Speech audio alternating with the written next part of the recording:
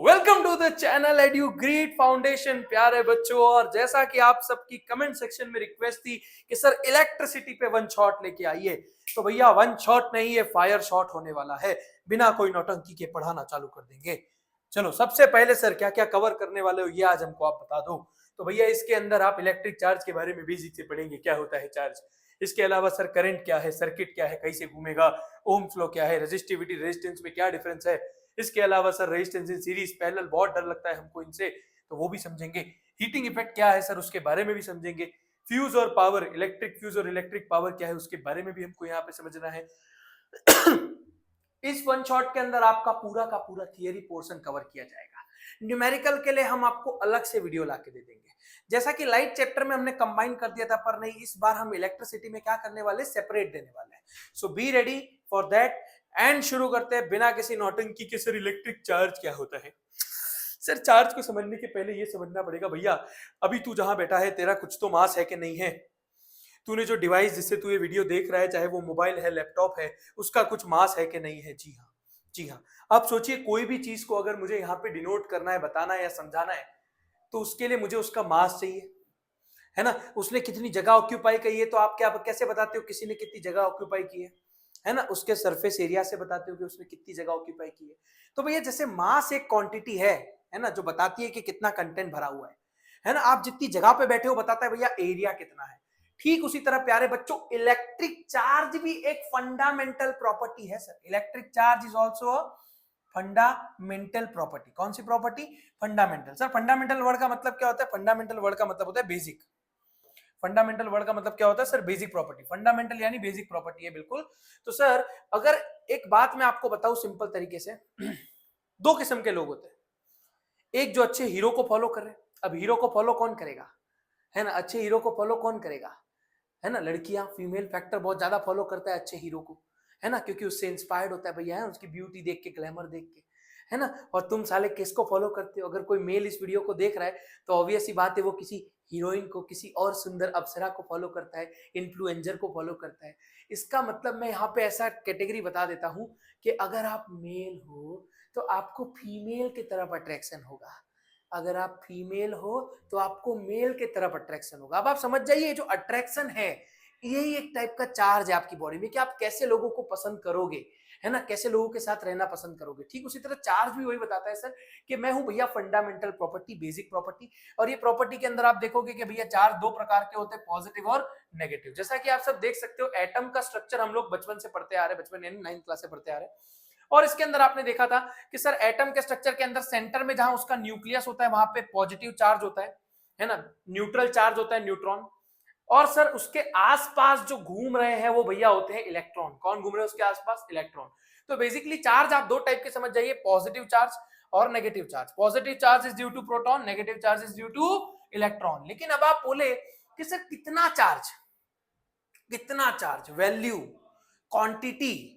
Quantity आपको चाहिए कि भैया एक चार्ज में कितनी चार्ज की क्षमता है। जैसे आप मास को मेजर करते हो केजी से, भैया चार्ज को भी मेजर किया जाएगा किससे भैया, कूलम से। किससे मेजर किया जाएगा, कूलम से। तो हमारे चार्ज का जो एसआई यूनिट बन जाता है वो बन जाता है कूलम। सर एक इलेक्ट्रॉन पे कितना चार्ज होता है ना। तो आप ऐसा समझ जाइए माइनस, माइनस यहाँ पे वैल्यू नहीं है, माइनस ये बता रहा है कि ये नेगेटिव चार्ज है। 1.6 इंटू 10⁻⁻, -19 कूलम का जो चार्ज है वो इनके ऊपर आपको देखने मिलेगा, बराबर। सेम उसी तरह से यहाँ पे प्रोटॉन के ऊपर भी उतना ही चार्ज है, 1.6 इंटू 10⁻⁻19 कूलम। अब आप बोलेंगे -19 यानी सर बहुत ही छोटा चार्ज हुआ। हाँ भैया बहुत ही छोटा हुआ, बहुत ही कम हुआ। क्यों बहुत ही छोटा है, बहुत ही कम चार्ज हुआ यहाँ पे, क्योंकि सर देखिए यहाँ पे बात हो रही है प्रोटॉन और इलेक्ट्रॉन की, जो किसके अंदर है, एटम। एटम होता है अणु, बहुत ही छोटा। तो भैया बहुत ही छोटी चीज के अंदर जब ये, तो इनकी वैल्यू बहुत छोटी आ रही है, एक सिंगल चार्ज की वैल्यू बहुत छोटी आ रही है। सोचिए आपको चींटी आके झापड़ मार दे, है ना। चींटी क्या है, बहुत छोटी है सर, मारेगी, झापड़ मारेगी, काट लेगी, पता ही नहीं चलेगा, है ना, समझो।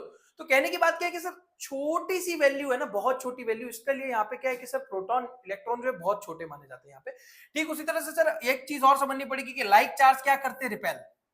लाइक चार्ज क्या करते, रिपेल। अगर आप सोचिए दोनों भैया मेल और मेल हैं तो भैया कोई मीनिंग नहीं है, आप समझ जाइए, है ना। जैसे फॉर एग्जांपल सिंपल तरीके से समझिए, अगर आपके पास मोबाइल है, अगर आपके पास मोबाइल है तो उसमें लगने के लिए चार्जर ही चाहिए, है ना। अब आप समझ जाइए मोबाइल एक नेगेटिव चार्ज मान लीजिए, है, नेगेटिविटी फैला रहा है भैया, डिस्ट्रैक्शन कर रहा है हमारी। अगर मोबाइल नेगेटिव है तो चार्जर पॉजिटिव है ना, तो नेगेटिव के लिए उसको क्या चाहिए, पॉजिटिव चाहिए। ठीक उसी तरह से सर अगर कोई चार्जर है तो उसको क्या चाहिए, मोबाइल चाहिए, मोबाइल को क्या चाहिए, चार्जर चाहिए। अब आप मुझे बताइए, दो चार्जर मिलके कुछ उखाड़ सकते हैं? नहीं, कुछ नहीं कर सकते। दो मोबाइल मिलके कुछ कर सकते हैं? नहीं कर सकते भैया। दूर जाएंगे यानी क्या करेंगे, रिपेल करेंगे। क्या करेंगे, रिपेल। तो वही यहाँ पे लिखा है कि सर अनलाइक चार्ज, अनलाइक माने जो सेम नहीं है। पॉजिटिव को चाहत किसके लिए होती है, नेगेटिव के लिए भैया, तो ही तो उससे अट्रैक्ट करके रह रहा है यहाँ पे, है ना। तो यहाँ पे हो गया सर इलेक्ट्रिक चार्ज के बारे में, इसको मेजर करने के लिए यूनिट आता है कूलम। इसके बाद बात करेंगे sir 1 coulomb charge. 1 coulomb charge में कितने इलेक्ट्रॉन होते हैं, है ना भैया। सिंपल सा टेक्निक है ना। एक कौड़ी में कितने पतंग होते हैं, आप मुझे बताइए, एक कौड़ी में कितने पतंग होते हैं? 20 पतंग होते हैं। चलिए कौड़ी नहीं पता चलता, एक डजन में कितने नंग होते हैं, है ना। एक डजन में आप बोलोगे सर 12 नंग होते हैं, 12, है ना। एक डजन में 12 बनाना हम खरीदते हैं। समझ आ रहा है कि नहीं? अच्छा, जोड़ी कितनों की होती है? 2 की, है ना। 2 जोड़ी आपके होते हैं ना। एक जोड़ी जूते हैं मेरे पास, जोड़ी, है ना। चप्पल आप एक अकेले नहीं खरीदोगे, 2 पैर ही खरीदोगे। तो कहने की बात क्या है कि यहाँ पे अगर मैं आपको ऐसा बोलूं एक वीक में कितने दिन होते हैं, आप बोलोगे 7। तो सेम उसी तरह से आपको याद रखना है, एक कूलम में कितने इलेक्ट्रॉन फ्लो होंगे। अगर मैंने बोल दिया कि मैंने आपको एक झापड़ मारा, उसमें 1 कूलम चार्ज है, समझने के लिए बोल रहा हूं, ऐसा पॉसिबल नहीं है ना। मैंने आपको एक झापड़ मारा, उसमें मैंने 1 कूलम चार्ज आपको ट्रांसफर किए, इसका मतलब मैंने आपको 6.25 इंटू 10⁻28 इलेक्ट्रॉन जो है ट्रांसफर कर दिए। और कभी कभी ओलंपियाड लेवल के क्वेश्चंस में ऐसा आता है कि बताओ कितने चार्ज किसके पास है, क्वांटिटी निकालनी है, क्वांटिटी की भैया किसके पास कितना चार्ज है तो कितने इलेक्ट्रॉन जाएंगे।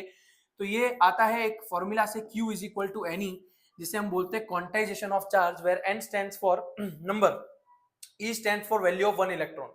एक इलेक्ट्रॉन की वैल्यू यहाँ पे आपके पास दी हुई है, पर माइनस को कंसिडर मत करना, मैंने पहले ही बोला माइनस प्लस, यहाँ पे सिर्फ ये बता रहे हैं कि पॉजिटिव चार्ज है और ये नेगेटिव चार्ज है।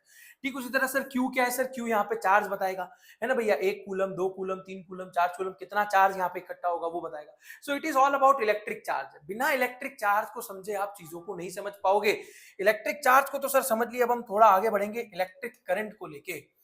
इलेक्ट्रिक करंट को समझने से पहले इलेक्ट्रिक सर्किट को समझना होगा।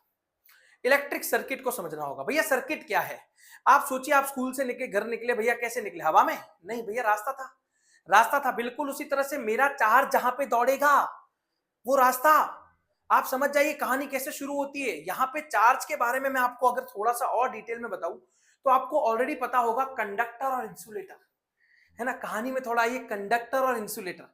कंडक्टर क्या होते हैं, the substance which conduct electricity, which conduct electric current. Insulator क्या होता है, बोलता है मालिक हम इलेक्ट्रिसिटी को कंडक्ट होने देंगे नहीं, प्लास्टिक और वुड, है ना। किसी को शॉक लगता है तो वुड से छुड़ाते हैं, प्लास्टिक से छुड़ाते हैं, क्यों? क्योंकि वो बैड कंडक्टर है, पुअर कंडक्टर बोल सकते हो, मतलब वो जल्दी से इलेक्ट्रिसिटी को अलाउ करता नहीं है। फिर उसके बाद क्या हुआ सर, और हमको पता चला कि कंडक्टर कौन होते हैं सर, मेटल्स होते हैं कंडक्टर, है ना। आपके घर पे जितनी भी वायरिंग हो रही है सब मेटल्स की होती है, क्योंकि वो कंडक्ट करते हैं इलेक्ट्रॉन को। तो आप समझ जाइए, अब ये इलेक्ट्रॉन प्रोटॉन क्या है सर, चार्ज है। इस चार्ज को कहीं पे भी कंडक्ट किया जाएगा, फ्लो कराया जाएगा भैया, उसके लिए रास्ता चाहिए। सर रास्ता क्या है, रास्ता होता है सर्किट। हाँ, रास्ता क्या है भैया, सर्किट। सर इलेक्ट्रिक सर्किट की डेफिनेशन आ जाती है कभी कभार एक मार्क में, क्या होता है electric circuit, the continuous close path for electric current.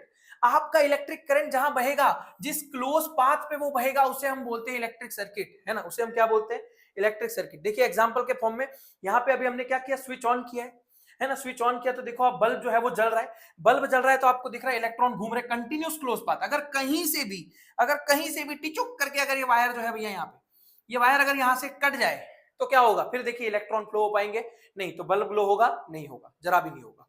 तो आपको याद रखना पड़ेगा कि सर यहाँ पे अगर सर्किट क्लोज है, अगर सर्किट क्लोज है तो ही इलेक्ट्रिक करंट क्या होगा, फ्लो होगा, तो इलेक्ट्रिक करंट क्या होगा, फ्लो होगा। अगर सर्किट ओपन है, ओपन माने देखिए कहीं से भी टूटी है, खुली रह गई है, तो इलेक्ट्रिक करंट फ्लो होगा नहीं। ये बहुत इंपॉर्टेंट चीज आपको समझनी चाहिए। बिना टाइम वेस्ट किए आगे बढ़ेंगे। सर्किट डायग्राम समझा दीजिए सर। सर्किट के बारे में समझने के पहले सर्किट डायग्राम को जरा समझिए। सर क्या कहता है सर्किट डायग्राम, हालांकि ये टेक्स्ट बुक में पीछे दिया है पर मैंने आपको समझाने के लिए इसको आगे डाल दिया यहाँ पे। तो समझ जाइए, आप जो चीजें यहाँ पे पढ़ने वाले हैं ना उसका बेसिक है। अब आप मुझे एक बात बताओ, इलेक्ट्रिक सेल क्या है सर, पोटेंशियल में समझाना सेल क्या होता है। तो देखो इलेक्ट्रिक सेल का यहाँ पे डायग्राम दिया हुआ है, बराबर, जहां पे पॉजिटिव को आप बड़े वाले डंडी से समझाते हो, नेगेटिव को छोटे वाले से। जब भैया बैटरी किसे कहते हैं, जब बहुत सारे सेल को एक साथ आप जोड़ दो, है ना। घड़ी में सेल आता है छोटा सा, इतना छोटा सा सेल आता है। ऐसे बहुत सारे सेल्स को जोड़ दो, कॉम्बिनेशन ऑफ सेल को आप क्या बोलते हो, बैटरी बोलते हो। सर प्लग और की स्विच, तो देखिए अगर इस टाइप की स्विच आपको दिख रही है तो मतलब वो ओपन है। अगर आपने सर्किट में स्विच ऑन कर दिया है तो आपको बीच में ऐसे डॉट लगा देना पड़ेगा, है ना। तो यहाँ पे आपको एक छोटा सा रिप्रेजेंटेशन समझा है कि आप जो भी सिंबल को यूज करने वाले हो। अगर वायर यहाँ पे ज्वाइंट किया जाएगा तो देखिए इस तरह का सिंबल यहाँ पे आपको दिखेगा। पर वायर अगर क्रॉस किया जा रहा है विदाउट ज्वाइंट, बराबर, विदाउट ज्वाइंट अगर वायर को क्रॉस किया जा रहा है तो भी उसका डायग्राम यहाँ पे आपको दिया हुआ है, बराबर है ना। मतलब क्रॉस किया जा रहा है पर ज्वाइंट नहीं है। इलेक्ट्रिक बल्ब का तो भैया मस्त ऐसे आराम से बना दीजिएगा, है प्यार से ऐसे यूं करके टीचो टीचो, है ना। थोड़ा अपीयरेंस इसका अलग लग रहा है आपको, थोड़ा अपीयरेंस यानी देखने में थोड़ा अलग लगेगा, पर इसको कुछ गलत मत समझना, ये बल्ब ही है। अब आप स्विच ऑन करेंगे, अगर बल्ब ग्लो हो जाएगा तो आपको ऐसे लीटी लीटी लीटी लीटी लीटी लीटी लीटी लीटी कर देनी, ठीक है। इसके पास रजिस्टर की बात करें तो भैया ये रुकावट देंगे, रुकावट देंगे तो टिचक टिचक टिचक टिचक टिचक टिचक ऐसे ऐसे ऐसे इसका रेजिस्टेंस बता देते हैं ना, रुकावट देते हैं। भैया उबड़ खाबड़ रास्ते यही तो करते हैं आपकी हमारी जिंदगी में, उबड़ खाबड़ रास्ते। देखो सीधा रास्ता होगा तो करंट चला जाएगा, रेजिस्टेंस यानी रुकावट कौन देगा, टक टक टक टक टक टक टक टक, बहुत सारे खड्डे पड़ दिए इसमें, है ना। रेजिस्टेंस आ गया, रुकावट आ गया, है ना। अब देखो वेरिएबल रेजिस्टेंस, बच्चे डर जाते हैं इससे। भैया रेजिस्टेंस वेरिएबल यानी आपको इसको वेरी कर सकते हो, चेंज कर सकते हो। आपके घर पे पंखा लगाए कि नहीं लगाए, है ना। पंखा जब आप 5 पे चलाते हो भैया पूरी ताकत से चल रहा है, ठंडी में आप इसको क्या करते हो, 4 पे करते हो, 3 पे करते हो, 2 पे करते हो। आप देखते हो जैसे जैसे आप 4 3 2 1 कर रहे हो, आप रेजिस्टेंस बढ़ा रहे हो, पंखे में करंट क्या हो रहा है, कम हो रहा है, पंखा फिर धीमे धीमे धीमे धीमे घूम रहा है ना। तो भैया वो हो गया वेरिएबल रेजिस्टेंस, जिसे आप रियोस्टेट कहते हो। सर एम मीटर क्या होगा, पढ़ने वाले इसको हम आगे यहाँ पे खाली अभी के लिए समझ लो। एम मीटर यानी ए का सिंबल है जो बताएगा कि करंट कैसे मेजर होता है। वोल्ट मीटर बताने वाला है कि आपके सर्किट में कितना वोल्टेज है, कितनी ताकत है भैया, है ना। तो यहाँ पे ये सर सारे के सारे सर्किट डायग्राम मुझे पता होने चाहिए, सर्किट डायग्राम क्या है। लेकिन अब हमारी कहानी बढ़ेगी भैया इलेक्ट्रिक करंट पे। चलिए करंट को समझते हैं, थोड़ा फील करना पड़ेगा, बिना फीलिंग के नहीं आएगा। अगर मैं आपको यहाँ पे समझाऊं इलेक्ट्रिक करंट के बारे में सिंपल वे में, करंट का मतलब होता है बहाव। हवा बह रही है, हवा का बहाव। पानी सर बह रहा है नदी में, पानी का बहाव। लेकिन अगर सर आप किसी कंडक्टर में से इलेक्ट्रॉन को टक टक टक टक टक टक टक टक करके बहा दोगे भैया, इलेक्ट्रिक करंट क्या हो जाएगा, इलेक्ट्रिक करंट। देखो ये रहा इलेक्ट्रिक करंट, है ना। इलेक्ट्रिक करंट, करंट माने फ्लो। सर किसका करंट है ये, सर किसका बहाव है, सर कौन फ्लो हो रहा है, यहाँ पे इलेक्ट्रॉन फ्लो हो रहे हैं, इसी के लिए नाम आ गया भैया इलेक्ट्रॉन से इलेक्ट्रिक करंट। क्या आ गया, इलेक्ट्रिक करंट। तो सर इलेक्ट्रिक करंट की बात की जाए तो इलेक्ट्रिक करंट यहाँ पे सिंपल तरीके से मुझे दिख रहा है फ्लो हो रहा है। इलेक्ट्रॉन जो कि नेगेटिव चार्ज होता है, तो हमेशा याद रखना इलेक्ट्रॉन का जो फ्लो होता है, मेरी वर्ड को ध्यान से सुनना, ध्यान से सुनना। इलेक्ट्रॉन का जो फ्लो होता है वो होता है नेगेटिव से पॉजिटिव। क्या होता है वो, नेगेटिव से पॉजिटिव। पर सर हम तो एक मान्यता मानते आ रहे हैं कि भैया कुछ भी नेगेटिव नहीं हो सकता, है ना भैया, सब कुछ पॉजिटिव होता है। तो आप जब ड्रॉ करते हो तो करंट की डायरेक्शन आप हमेशा बताते हो पॉजिटिव से नेगेटिव। बोलो कैसे बताते हो, पॉजिटिव से नेगेटिव, जो कि उसकी एक्चुअल डायरेक्शन होती नहीं है। हमारी मान्यताएं हैं, है ना, ये हमने ऐसा मान लिया है, ये हमारा कन्वेंशन है। क्या ये हमारा कन्वेंशनल करंट, हमने ऐसा माना कि वो पॉजिटिव से कहां जा रहा है, नेगेटिव में। बाकी एक्चुअली में इलेक्ट्रॉन कैसे फ्लो करते हैं, negative to positive. Sir electron flow करेंगे इलेक्ट्रिक करंट हो जाएगा। डेफिनेशन क्या है सर, इसकी सिंपल डेफिनेशन याद करनी है, ये रहा formula, I is equal to Q T, है ना। तेरी जिंदगी में भी कोई आएगी क्यूटी, है ना, तेरी जिंदगी में भी कौन आएगी, क्यूटी क्यूटी क्यूटी, है ना। क्यूटी क्या है sir, sir Q stands for charge. Q क्या है भैया, चार्ज, है ना। टी क्या है सर, टाइम। टी क्या है, टाइम। भैया मेरे कंडक्टर में से, है ना, मान लो अगर ये कंडक्टर है, इस कंडक्टर में से कितने चार्ज जा रहे हैं, कितने टाइम के लिए जा रहे हैं, वो बताएगा इलेक्ट्रिक करंट।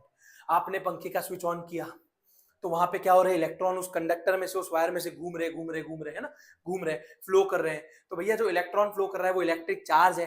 अब भैया कितने समय के लिए फ्लो कर रहा है, 2 मिनट, 10 मिनट, 5 मिनट, 10 घंटा, 5 घंटा, 20 घंटा, है ना। तो यहाँ पे जितना भी टाइम वो फ्लो कर रहे हैं तो सर उसी को हम कहते हैं इलेक्ट्रिक करंट आई। तो देखो क्यूटी के ऊपर से डेफिनेशन को याद करना, क्यूटी से याद करना है। कैसे याद करना है, क्यूटी से, है ना। तो सर क्यू के लिए क्या बोलेंगे, the net quantity of electric charge या the flow of electric charge in unit time per unit time through a conductor is known as electric current, है ना। भैया जो नेट क्वांटिटी का इलेक्ट्रिक चार्ज फ्लो करेगा कुछ यूनिट टाइम तो लेगा, है ना। तुम भी जैसे अपने घर से लेके स्कूल जाते हुए, मंदिर जाते हुए कुछ तो टाइम लेते हो, तो भैया चार्ज भी क्या करेगा, फ्लो करेगा, तो कुछ टाइम के लिए करेगा। तो भैया चार्ज अपॉन टाइम भैया इलेक्ट्रिक करंट हो जाएगा। क्या हो जाएगा, इलेक्ट्रिक करंट हो जाएगा। सर इलेक्ट्रिक करंट को पहले बताने वाले कौन थे, हमारे एंड्रयू मैरी एम्पियर, है ना। और इसी के लिए उनकी याद में हमने ऐसा यूनिट दे दिया एम्पियर, है ना भैया। करंट को किसमें मेजर किया जाएगा, एम्पियर में। तो अगर आप फॉर्मूला को देखें, करंट का यूनिट होता है एम्पियर, तो यहाँ पे भैया जो मुझे इलेक्ट्रिक चार्ज दिख रहा है उसका क्या होता है सर, कूलम, है ना। क्यू यानी इलेक्ट्रिक चार्ज, उसका यूनिट क्या होता है, कूलम। टाइम का ऐसा यूनिट हम लेके चलते हैं सेकंड, है ना। इसका मतलब क्या हुआ, डेफिनेशन बन गई 1 एम्पियर की, जो मोस्ट इंपॉर्टेंट है। क्या पूछते हैं 1 एम्पियर के बारे में, what is 1 ampere, what is 1 ampere current, define 1 ampere current. तो when one coulomb charge is flowing through the cross section of a conductor in 1 second, then the current is said to be 1 ampere। Feel करिए थोड़ा सा, ये conductor है, conductor यानी कोई wire ले लीजिए, अब वायर के अंदर से ही तो इलेक्ट्रॉन बहेंगे, इलेक्ट्रिक चार्ज बहेगा, तो जितनी जगह से वो बहेगा उसको एरिया बोलते हैं। क्या बोलते हैं, एरिया, क्रॉस सेक्शन एरिया। क्या बोलते हैं उसको, क्रॉस सेक्शन एरिया। जी हाँ बिल्कुल, अभी आप देखिए वायर है ना, ये वायर है, ये क्रॉस सेक्शन एरिया है ना। तो हमने क्या बोल दिया, अगर इसमें 1 कूलम चार्ज फ्लो हुआ, अब 1 कूलम हम आपको बता दिए 6.25 into 10⁻28 इलेक्ट्रॉन।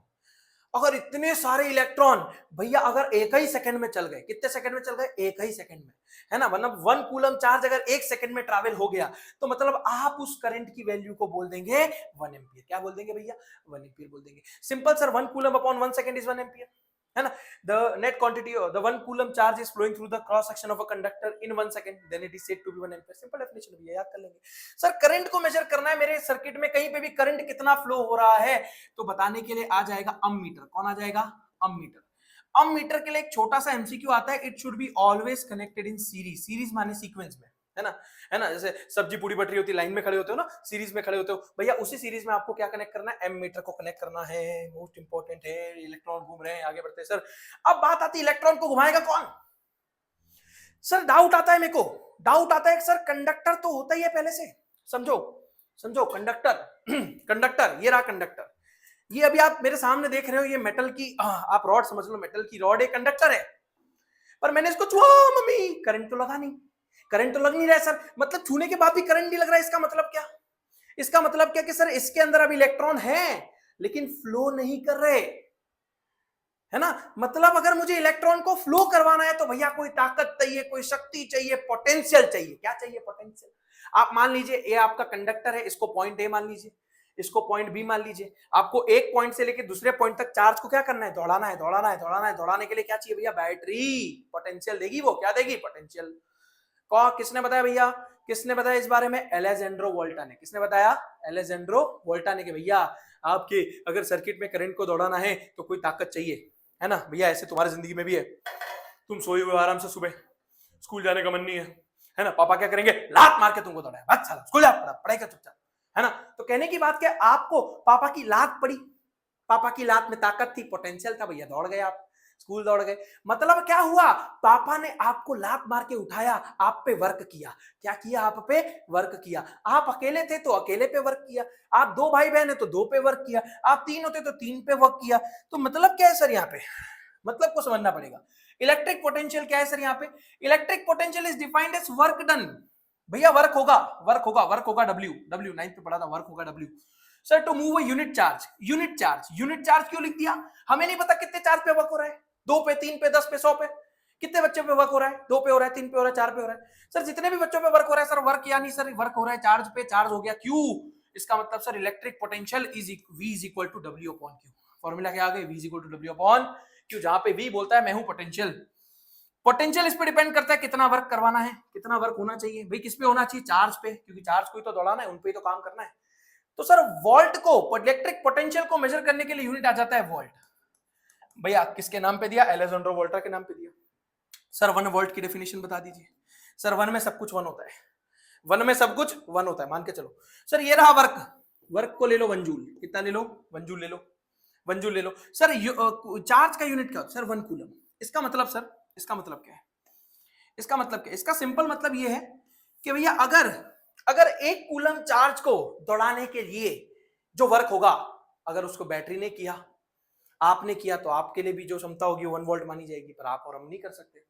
कहने की बात क्या है सर, जो बैटरी है ना, जो बैटरी है भैया, अगर वो 1 जूल का काम करेगी, कितना काम करेगी, when the work done is 1 joule on 1 coulomb charge, when the 1 joule of work is done to move 1 coulomb charge from point A to point B, है ना भैया। इस रॉड में मान लीजिए हमारे पास क्या पड़े हैं सर, बहुत सारे चार्ज पड़े हैं।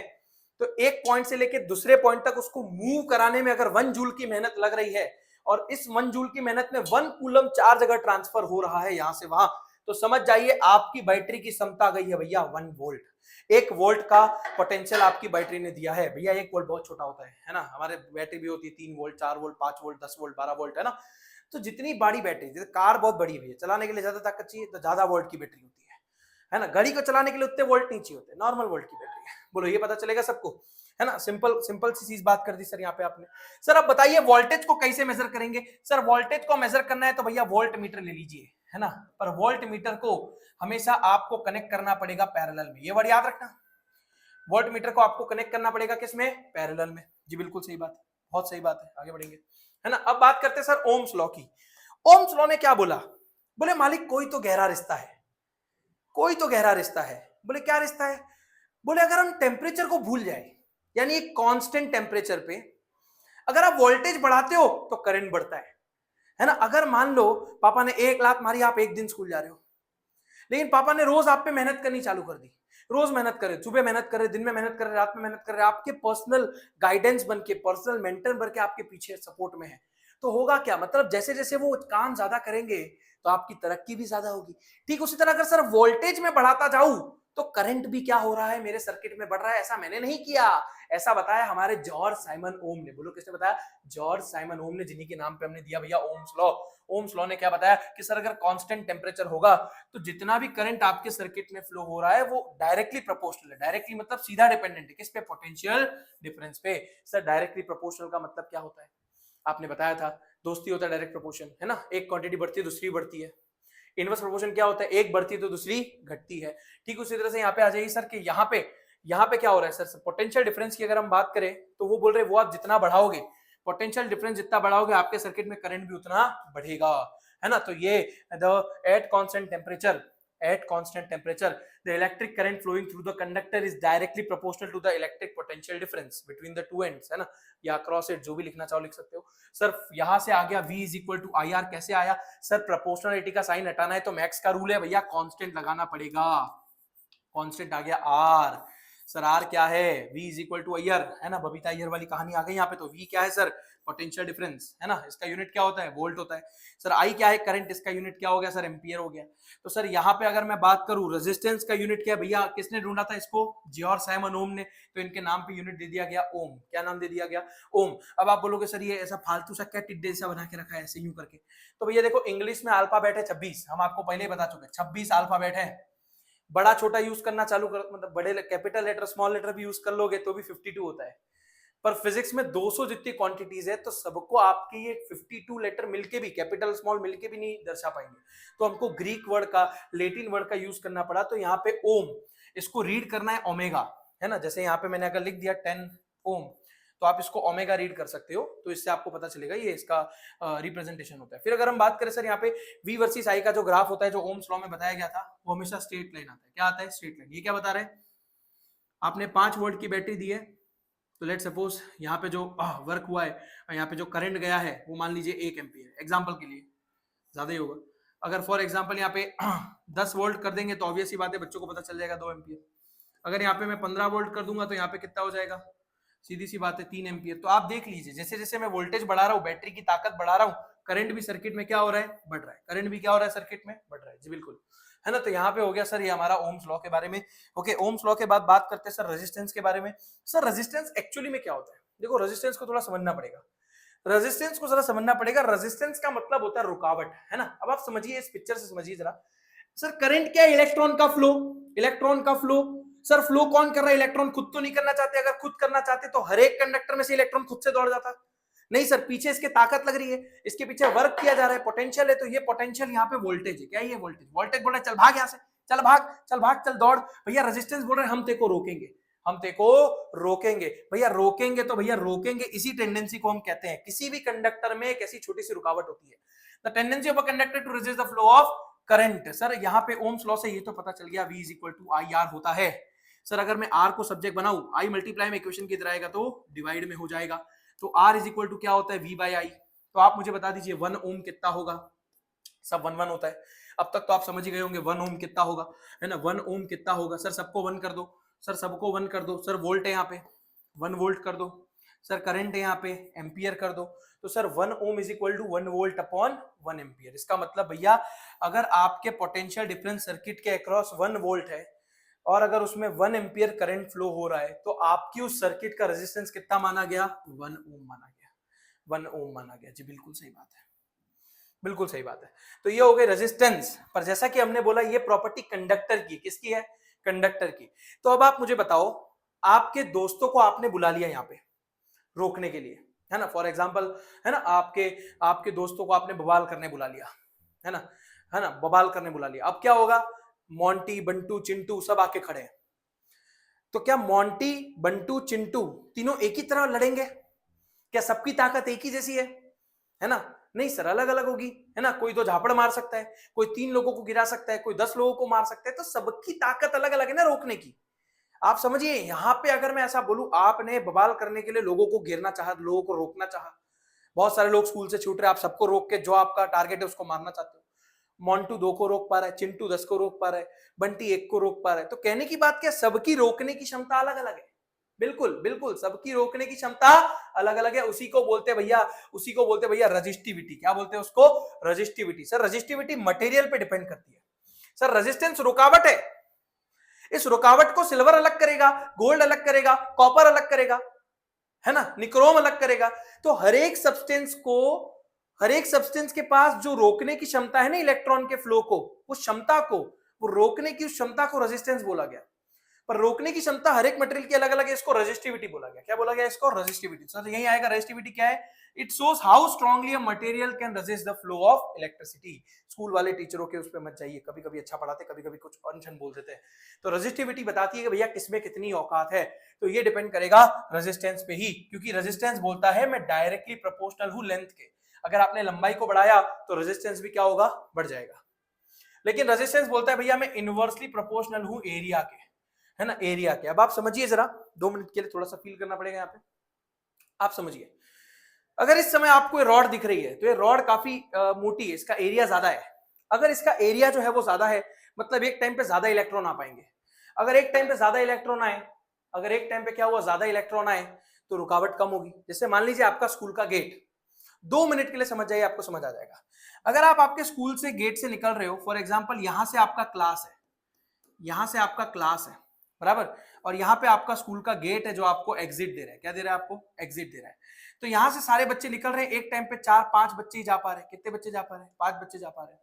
लेकिन अगर मैं क्या करूं, इसकी लंबाई को बढ़ा दूं, मान लीजिए अभी तो ये सिर्फ 200 मीटर जितना लंबा था, पर अगर मैं इसको इसको एकदम टनल की तरह 1 किलोमीटर जितना लंबा बढ़ा दूं, मतलब आप क्लास से कब के निकल रहे हो पर गेट तक पहुंच ही नहीं पा रहे हो। 1 किलोमीटर जितना लंबा है सर, लेंथ बढ़ गई, लेंथ बढ़ गई तो रुकावट बढ़ जाएगी, भीड़ बढ़ जाएगी, है ना। तो सर सिंपल कॉन्सेप्ट है, length is directly proportional to length. पर कैसे? एरिया पे डिपेंड करती है। अब देखिए एरिया यहाँ पे कम है, एरिया मान लीजिए कम है क्योंकि यहाँ 5 ही लोग जा पा रहे हैं।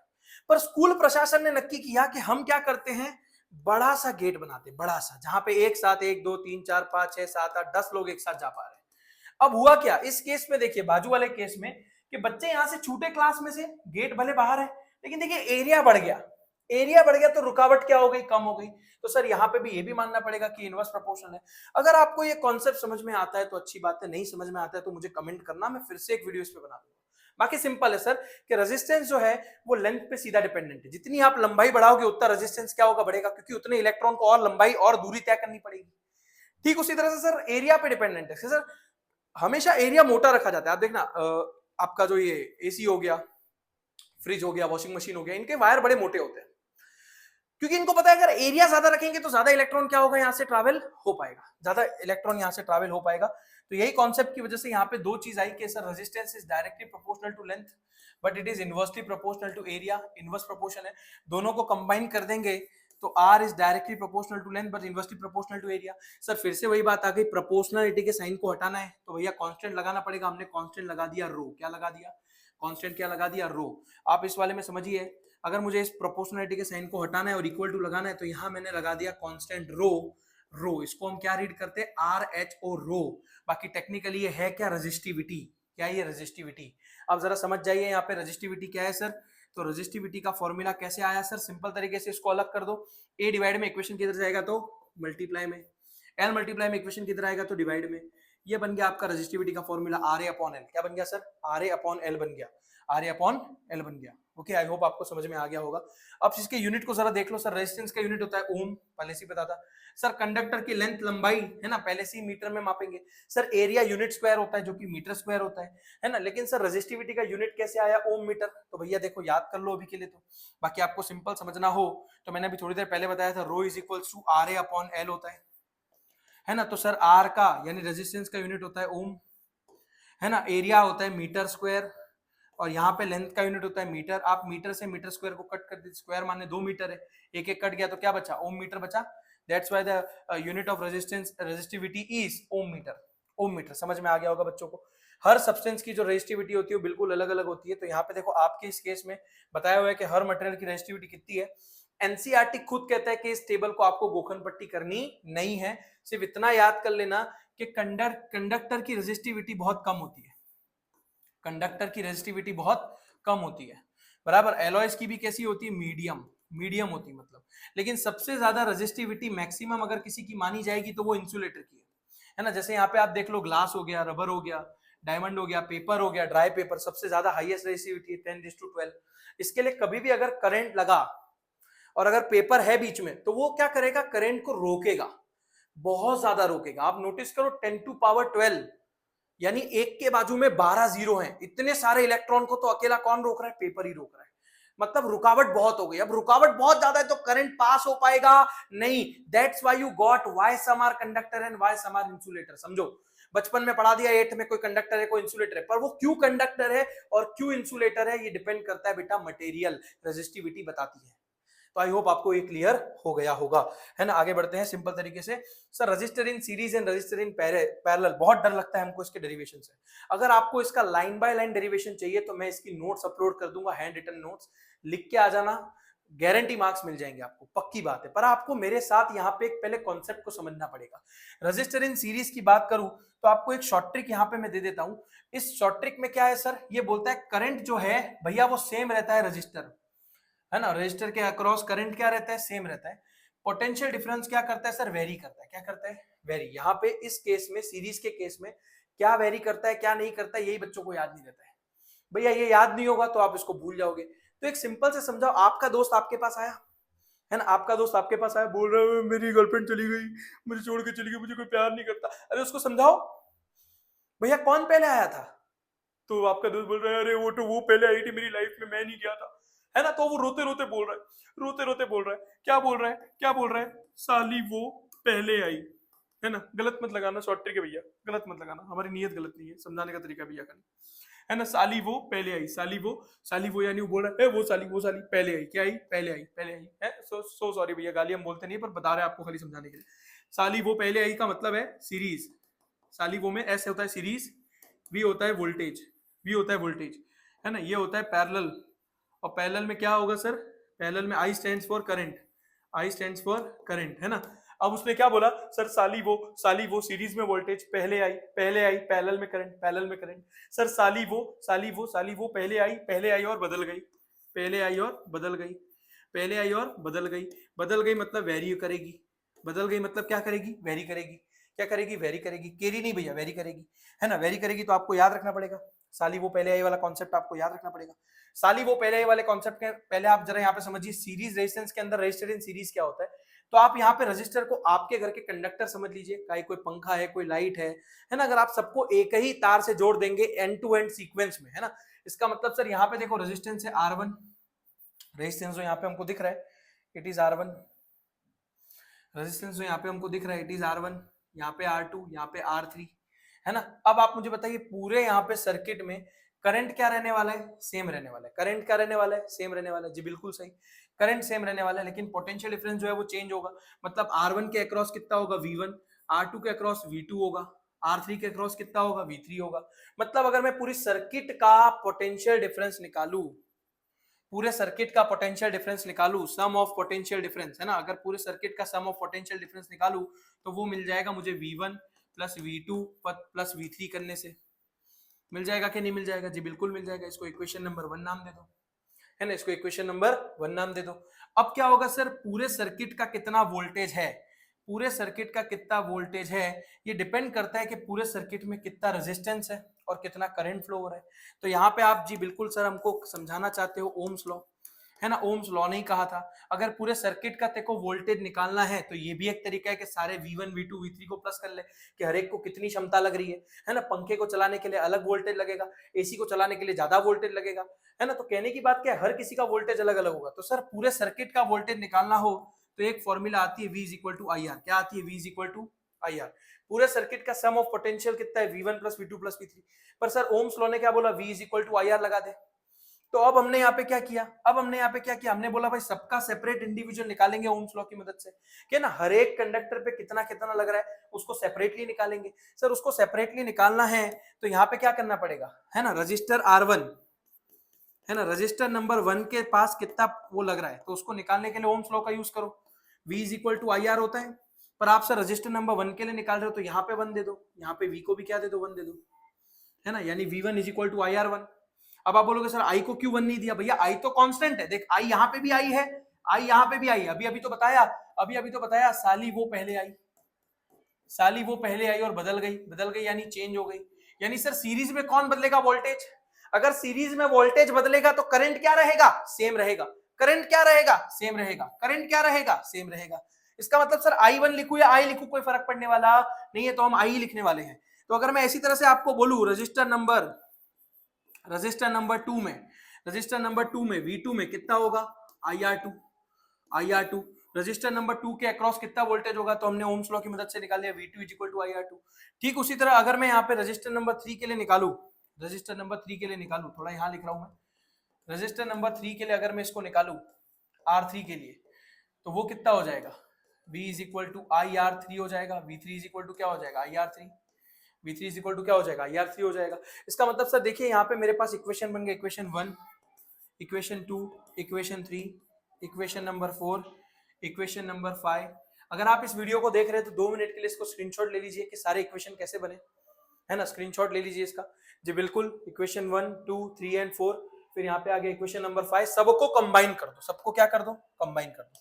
सबको क्या कर दो? कंबाइन कर दो, है ना।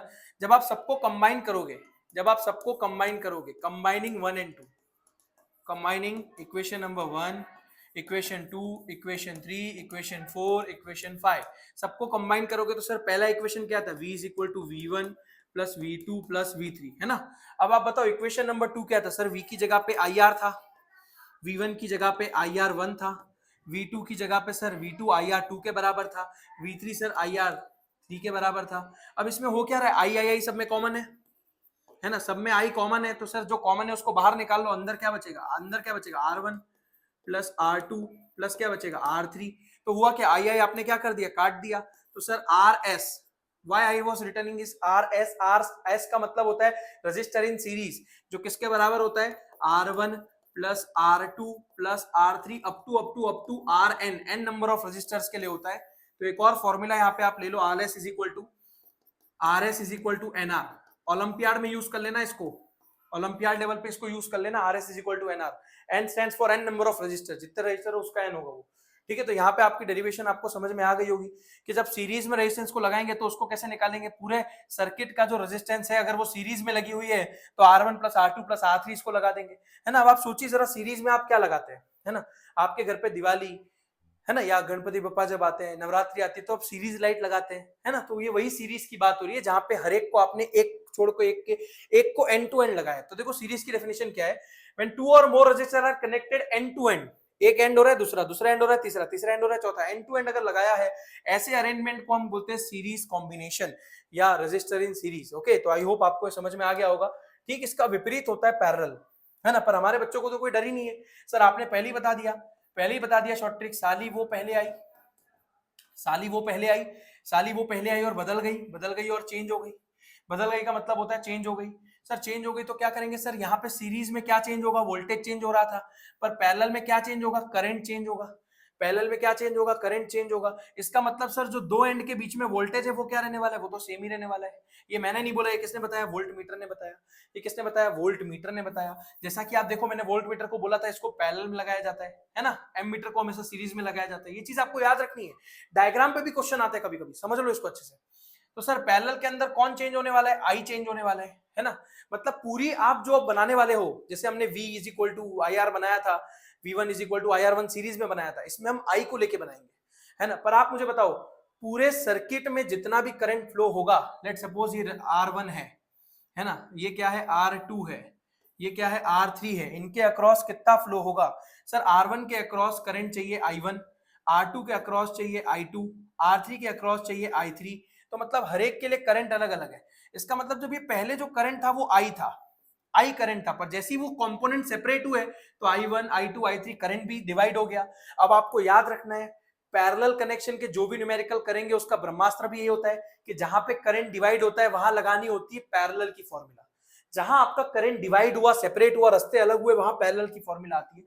अब सोचो यहाँ पे जैसे ये आई करंट इस बैटरी में से हमने मतलब जनरेट किया, आई करंट जो है वो जा रहा है, लेकिन जैसे ही वो सेपरेट हुआ तो I1, I2, I3 में अलग जा रहा है, लेकिन वापस मिलके I1, I2, I3 बना क्या देते हैं, आई बना देते हैं। इसका मतलब पूरे मेरे सर्किट का जो टोटल करंट है, पूरे मेरे सर्किट का जो टोटल करंट अगर मुझे निकालना हो तो भैया देख लो कितने कंपोनेंट लगे हैं। सर R1 पे कितना जा रहा है, I1 जा रहा है, R2 पे कितना जा रहा है, I2 जा रहा है, R3 पे कितना जा रहा है, I3 जा रहा है। तो सर ये I क्या है, ये I हमारे सर्किट का इक्विवेलेंट करंट है, टोटल करंट है, रिजल्टेंट करंट है।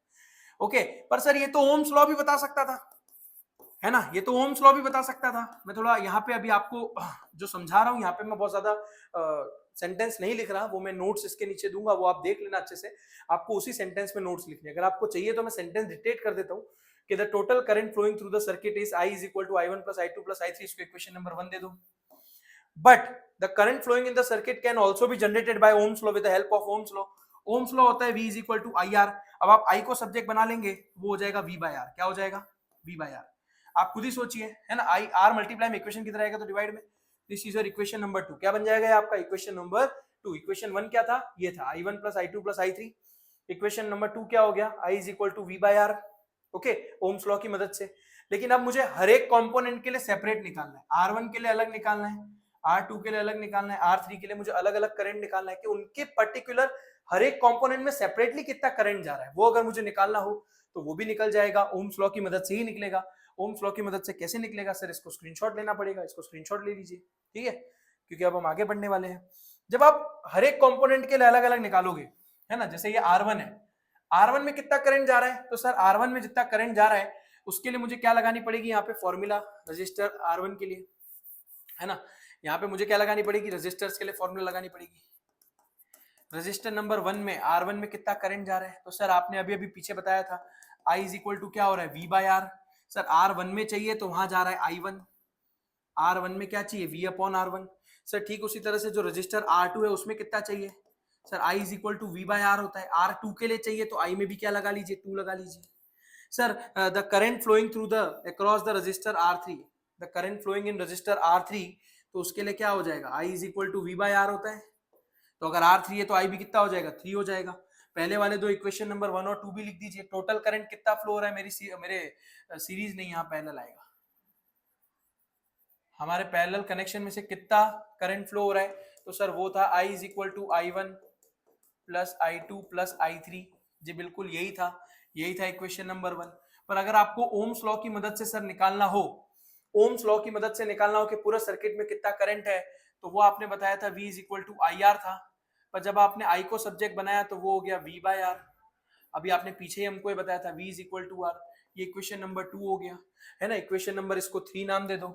R1 के अक्रॉस कितना करंट है ना, इसके अक्रॉस कितना रेजिस्टेंस है, इसके अक्रॉस कितना रेजिस्टेंस है पैरेलल के अकॉर्डिंग। तो देखो ये सब आ गया आपके पास यहाँ पे। अब आपको कुछ नहीं करना है इसके अंदर, हमेशा याद रखिए जब आपके पास सारे इक्वेशन आ जाए आपको एक डायलॉग मानना है, कंबाइनिंग ऑल द इक्वेशन, है ना। देखो वोल्टेज अक्रॉस ईच रजिस्टर, ये मैंने निकाल के दे दिया R1, R2, R3। अब आपको क्या डायलॉग मानना है, कंबाइनिंग। क्या मानना है dialogue, combining, combining all equation 1, 2, 3, 4 और 5 सबको जब आपने निकाला कंबाइन करके, तो यहाँ पे क्या निकला सर, जब सबको कंबाइन किया तो I इज इक्वल टू क्या होता है, I1 plus I2 plus I3 होता है, ठीक है। अब आप बताइए I की जगह पे ओम्स लॉ के सेकंड इक्वेशन में क्या बोला है, V बाय R। जी बिल्कुल, I1 के अकॉर्डिंग क्या है सर, I1 कितना है, V बाय R1, तो यहाँ पे क्या आ जाएगा, V bye R1। Sir I2 कितना है, V अपॉन R2, तो यहाँ पे कितना आ जाएगा, V upon R2। Sir I3 कितना है यहाँ पे, V अपॉन R3, तो यहाँ भी क्या आ जाएगा, V अपॉन R3। सर सबके ऊपर से V कॉमन है तो V को ले लीजिए, इधर क्या बचेगा, 1 upon R1, 1 upon R2 plus 1 upon R3, है ना, ये बचेगा। इधर से भी आप क्या कर लीजिए, V को कॉमन ले लीजिए। ओके, तो यहाँ पे क्या हो जाएगा, V कॉमन आ जाएगा। जैसे ही V कॉमन आ जाएगा यहाँ पे, तो आप क्या करेंगे, V और V को कट कर देंगे, तो बचा क्या, 1 अपॉन R बचा। जी बिल्कुल सर, जी बिल्कुल। यहाँ पे यहाँ पे समझाने के लिए मैं इसको रफ कर रहा हूँ, थोड़ा सा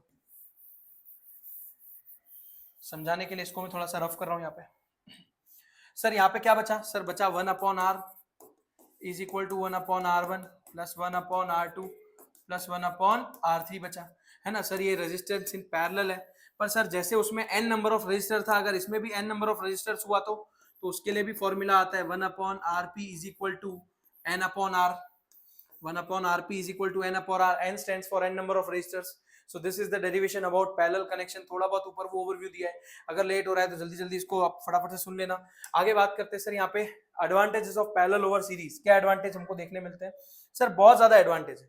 आप देखिए जो सीरीज लाइट आप लगाते हैं, सीरीज लाइट में क्या होता है, अगर एक आधे का भी कनेक्शन टूटा तो सारे बल्ब आप देख सकते हैं ग्लो करना क्या कर देते हैं, बंद कर देते हैं। क्योंकि आप याद कर दीजिए, इसके अंदर आपका सिंपल सिद्धांत क्या था सर, साली वो पहले आई, साली वो पहले आई, पहले आई, पहले आई और बदल गई, बदल गई यानी चेंज होगी, चेंज होगी। इसके अंदर सेम क्या रहेगा सर, इसके अंदर सेम क्या रहता है सर, सीरीज के अंदर जो है, सीरीज के अंदर जो है वो करंट सेम रहता है। करंट क्या रहता है, सेम रहता है। क्या रहता है, करंट सेम। करंट क्या रहता है, सेम। और सर पैरेलल के अंदर क्या सेम रहता है, पैरेलल के अंदर क्या सेम रहता है, वोल्टेज सेम रहता है। वोल्टेज यानी जो क्षमता है वो बराबर जा रही है। अब आप सोचिए, यहां पे अगर सीरीज में करंट सेम है, यानी एक आधी भी अगर सर्किट ब्रेक हुई तो सब में से करंट जाना क्या हो जाता है, बंद हो जाता है। तो सर यहाँ पे सीरीज में क्या, करंट सेम होता है, इसकी वजह से चल नहीं पाता। पर पैरेलल में क्या फायदा होता है कि वोल्टेज सेम है। आप सोचो, हमारे घर भी जितने भी कनेक्शन होते हैं सारे पैरेलल में होते हैं।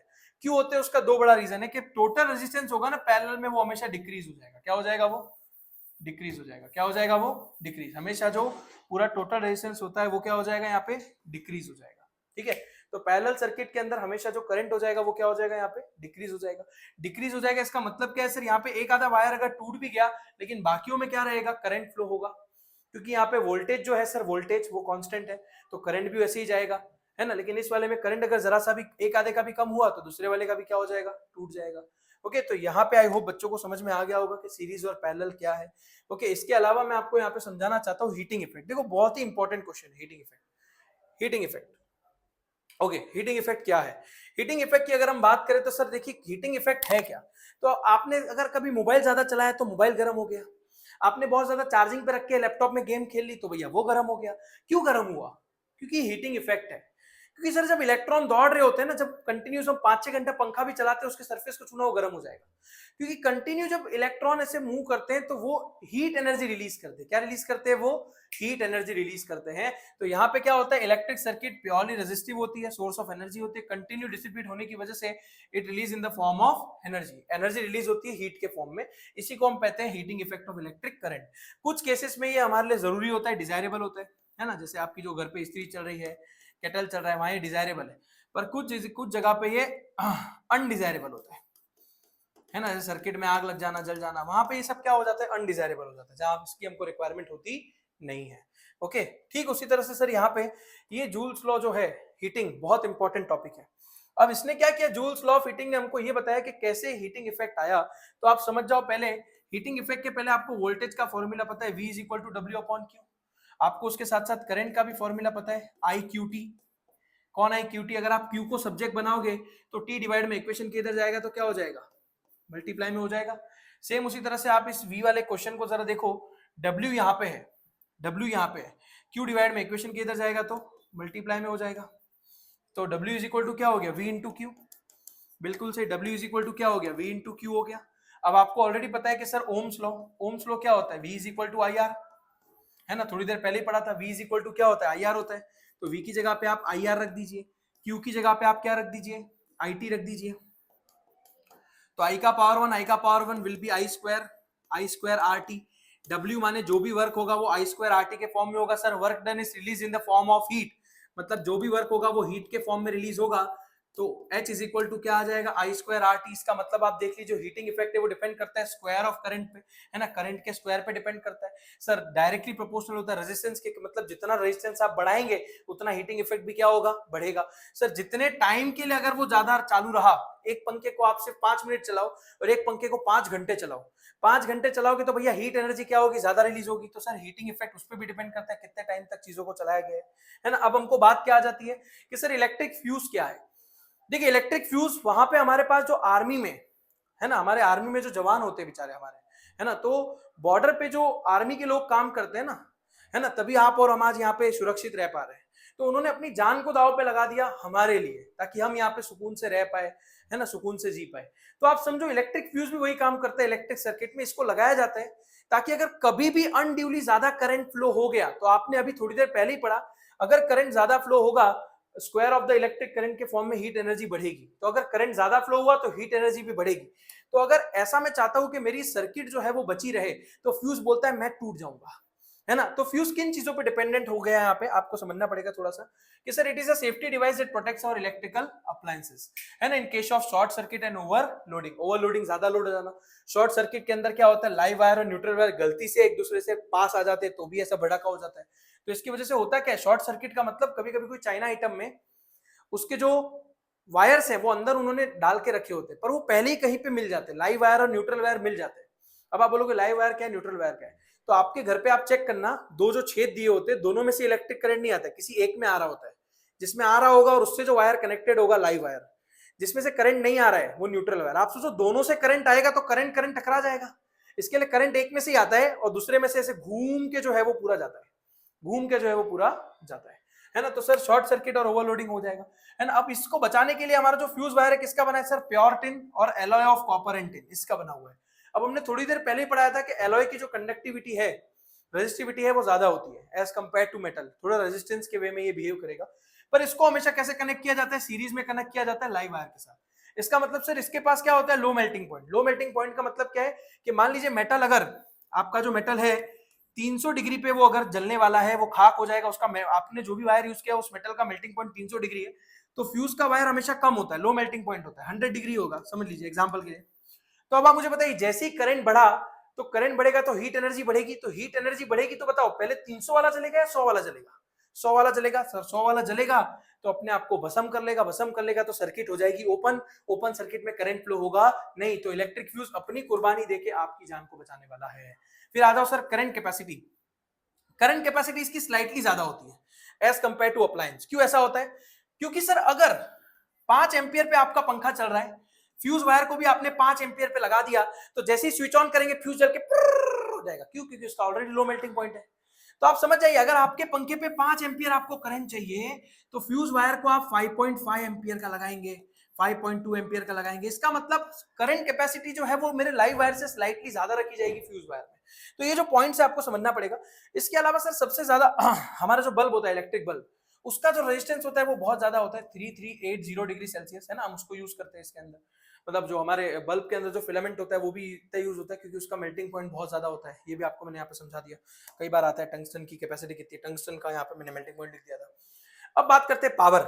सर पावर क्या है, सर पावर क्या है, पावर को समझना पड़ेगा। पावर क्या है, क्षमता।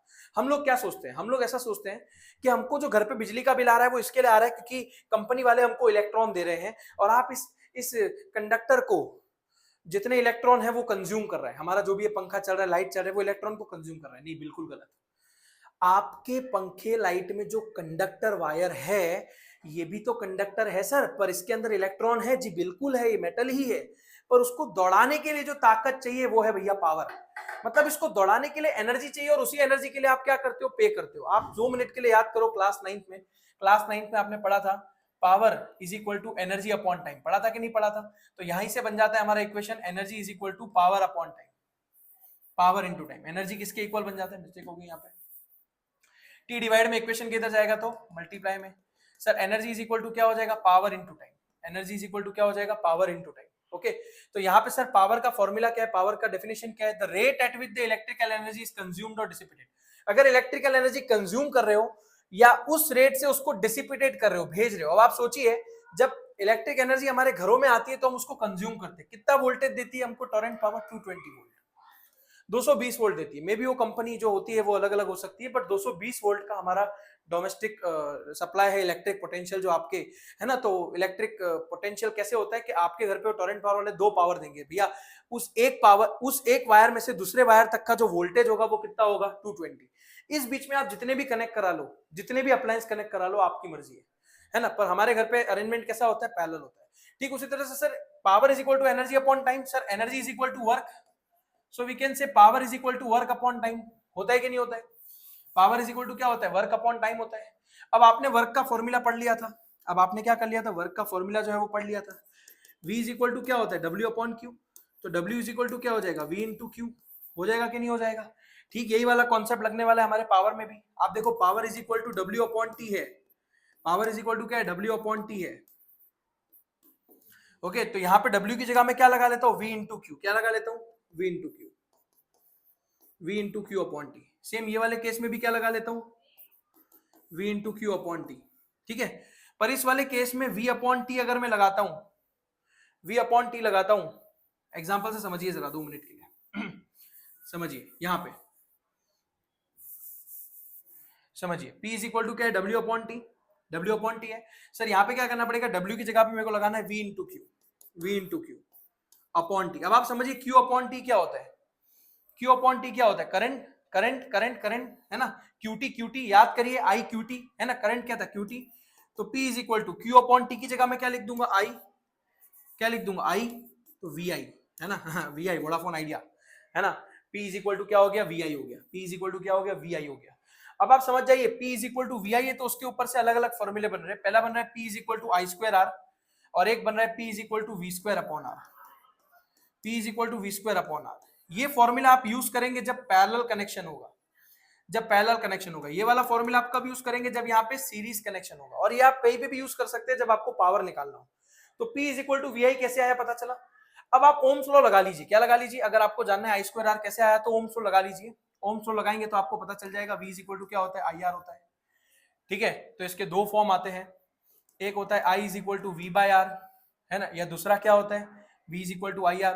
अब आप P is equal to VI हमने आपको दे दिया, P इज इक्वल टू हमने क्या दे दिया आपको? VI दे दिया। P is equal to VI आपको दे दिया, तो आप ये वाला फॉर्मूला पहले लगा लीजिए। V की जगह पे क्या लिख दीजिए? IR। V की जगह पे अगर आप क्या रखोगे? IR रखोगे, तो यहाँ पे ऑलरेडी एक और I है, it will become I square upon I square into R. P is equal to क्या हो जाएगा? I स्क्वायर इंटू आर हो जाएगा। अगर आप ये वाला फॉर्मूला रखेंगे ना I की जगह पे V बाय आर, तो P इज इक्वल टू क्या होता है? VI। I की जगह पे क्या रख दो? V by are. I की जगह पे क्या रख दो? V by R. तो V का पावर 1, V का पावर 1 क्या हो जाएगा? V square by R. क्या हो जाएगा? V square by R. इस तरह से आपको दो फॉर्मूले आए हैं, कुछ भी रट्टा मारने की जरूरत नहीं है। पर सर ये याद रखना पड़ेगा 1 वोल्ट, 1 वोल्ट कितना होता है? 1 वोल्ट कितना होता है? 1 वोल्ट इंटू 1 एम्पियर, यहीं से आया है। सर वोल्ट का, वॉट का यूनिट, यहाँ पे जो पोटेंशियल का यूनिट क्या होता है? वोल्ट। आई यानी करंट का यूनिट क्या होता है? एम्पियर। तो 1 वॉट पावर में कितना वोल्ट और कितना एम्पियर है? सर 1 वोल्ट इंटू 1 एम्पियर, तो वो हो जाएगा 1 वॉट हो जाएगा। सर 1 वॉट में अब आप सोचिए ये वाला जो है, आप जो दिन में कोई भी पंखा चलाते हैं, कुछ भी चीज चलाते हैं, वो कुछ सेकंड के लिए नहीं चलाते, आवर के लिए चलाते हैं। जैसे मैंने यहाँ पे बोल दिया कि पावर का एक और यूनिट हो गया, जो आप एनर्जी का यूनिट बोल रहे हैं, पावर इज इक्वल टू क्या होता है? Energy upon time. Power is equal to क्या होता है? Energy upon time. तो एनर्जी इज इक्वल टू क्या हो जाएगा? पावर इंटू टाइम है ना। एनर्जी के अगर आप टी डिवाइड में इक्वेशन की तरह जाएगा तो क्या हो जाएगा? मल्टीप्लाई में। अब आप समझिए पावर का यूनिट क्या होता है? वॉट होता है। आप घंटों के लिए चला रहे हैं तो वॉट आवर हो गया, पर एनर्जी आप सोचिए वॉट आवर एक छोटा यूनिट होता है, तो हम क्या करते हैं? बड़ा यूनिट लेते हैं। बड़ा यूनिट लेते हैं तो 1000 वॉट लेते हैं। कितना लेते हैं? 1000 वॉट। जब आप देखोगे एक आवर में कितने सेकंड होते हैं? 3600 सेकंड होते हैं, 3600 सेकंड होते हैं। कैसे होते हैं? 60 इंटू 60 कर लो, 3600 आ जाएगा। ठीक है, 1 आवर में 60 मिनट होते हैं और 1 मिनट में 60 सेकंड होते हैं, तो आप 60 इंटू 60 करोगे कितना आ जाएगा? 3600 सेकंड आ जाएगा। इसका मतलब सर एनर्जी जो है वो कितनी आ जाएगी? 1000 into 3600, it will be 3.6 into 10⁶ joule. Okay, तो यानी अगर मैं आपको ऐसा बोलूं, टॉरेंट पावर वाला समझता है कि, या कोई भी बिजली के बिल वाला समझता है कि अगर मैं इतनी एनर्जी दूंगा, है ना, ये एनर्जी किसके बराबर होती है? 1 किलोवाट। किसके बराबर होती है? 1 किलोवाट आवर। यानी 1 किलोवाट आवर में कितनी एनर्जी? 3.6 into 10⁶ joule. पर अगर वो इतनी सारी कॉम्प्लिकेशन वाली चीजें दे देगा तो आप कभी बिजली का बिल निकाल नहीं पाओगे। इसके लिए वो क्या बोलता है कि भैया मैं जो 1 किलोवाट आवर दे रहा हूं, इसको तू 1 यूनिट ले ले। क्या ले ले? 1 यूनिट। अब 1 यूनिट में अगर कितने आपको जूल एनर्जी मिल रही है 3.6, या 1 यूनिट कितने किलोवाट आवर होता है, तो 1 यूनिट होता है 1 किलोवाट आवर, है ना। तो 1 यूनिट होता है 1 kilowatt hour which is equal to 3.6 into 10⁶ joule. ये एक छोटा सा रिवीजन हमने आपको दे दिया कि कैसे पॉसिबल है। आई होप बच्चों को समझ में आ गया होगा। स्टिल मैंने थोड़ा समझाने की कोशिश तो पूरी की है, पर स्टिल आपको कोई दिक्कत वगैरह लगे तो मुझे बता देना। यहाँ पे हमने इसको समझ लिया अच्छे से, ओके। एंड यहाँ पे शायद आपका जो लेक्चर है वो भी खत्म होता है, ओके। तो इलेक्ट्रिसिटी को वन शॉट में समझाने की पूरी कोशिश, थियरी पार्ट को। न्यूमेरिकल पार्ट के लिए वेट करिए, ब्रह्मास्त्र देंगे, शॉर्ट ट्रिक देंगे, कोई न्यूमेरिकल हार्ड आपको नहीं लगने देंगे, ओके। सो मिलते हैं बच्चों। मुझे बताना कमेंट करके कि वीडियो कैसा लगा, या कोई चीज नहीं समझ में आई तो भी आप शेयर कर सकते हो। Thank you so much, love you all.